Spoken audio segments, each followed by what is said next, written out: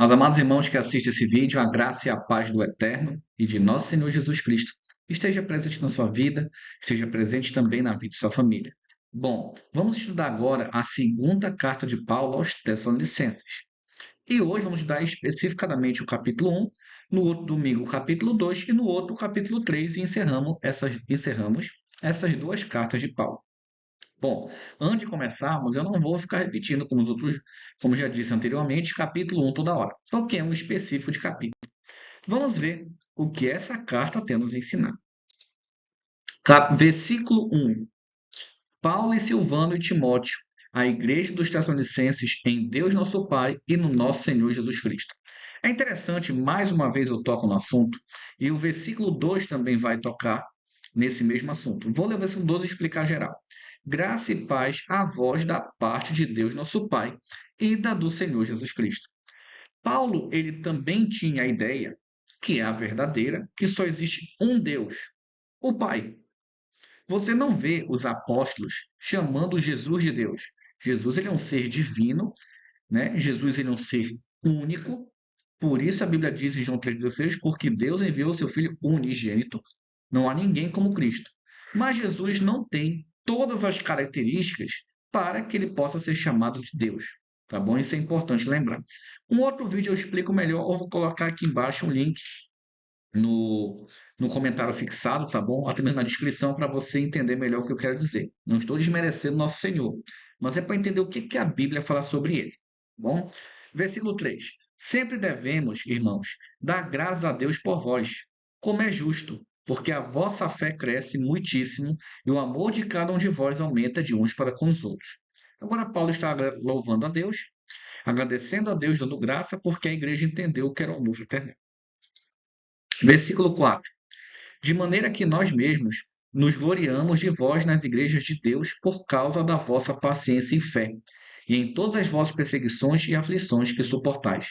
Então, os homens de Deus são perseguidos, afligidos. Se você é cristão, ninguém te persegue, eu não estou falando pelas besteiras que você possa falar ou fazer, e você tem que colher as consequências disso.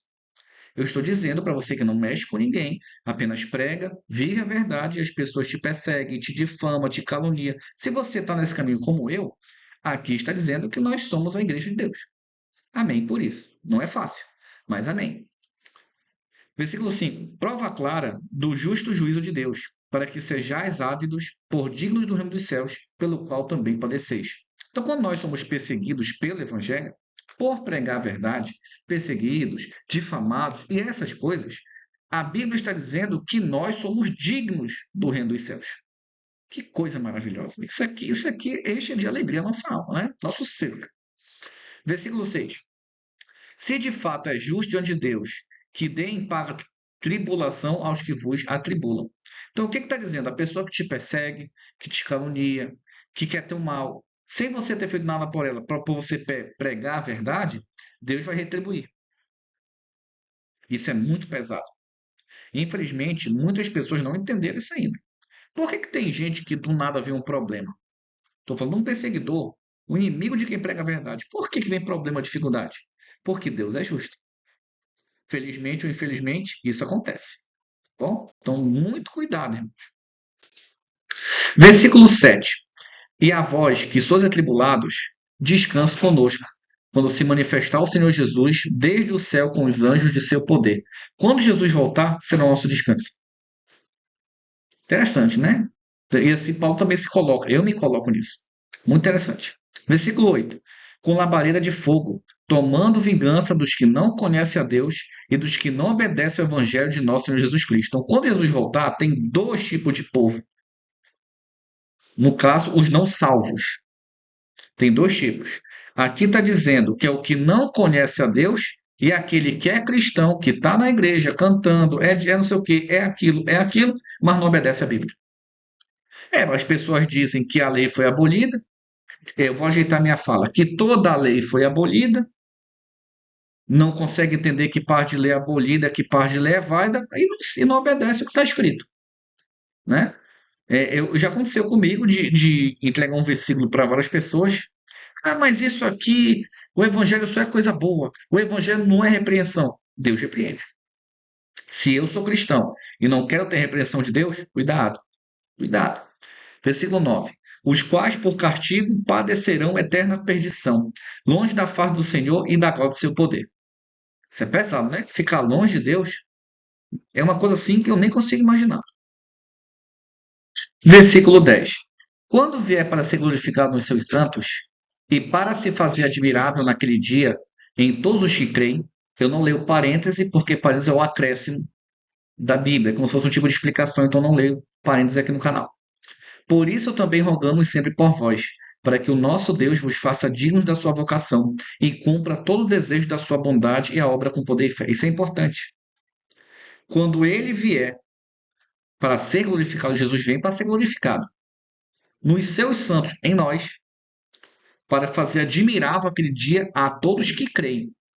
A volta de Jesus só vai ser algo admirável para todos aqueles que acreditam em Cristo, creem em Cristo e esperam a sua volta. Porque senão, Isaías capítulo 2 fala muito bem claro, versículos 17 e 18, que os ímpios correrão e se esconderão. E Apocalipse fala, eles pedirão para as cavernas, né, para as rochas cair sobre eles.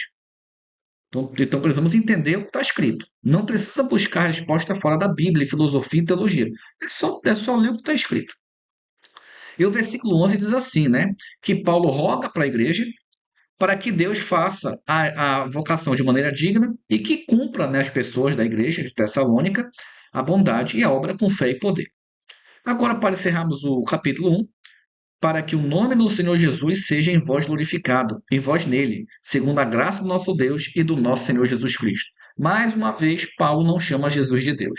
Mas eu vou empreender no outro ponto importante. Eu tenho que viver a bondade, a obra da fé com poder. Para quê? Para que o nome de Cristo seja glorificado. Entende como viver a palavra é importante? Não é só ir para um local, botar a Bíblia como desodorante debaixo do braço e se achar salvo, ficar dizendo isso. Não. É você viver na prática o Evangelho. Não é na teoria. Irmãos, que possamos ter compreendido esse primeiro capítulo. Que Deus abençoe. Um ósculo santo a todos.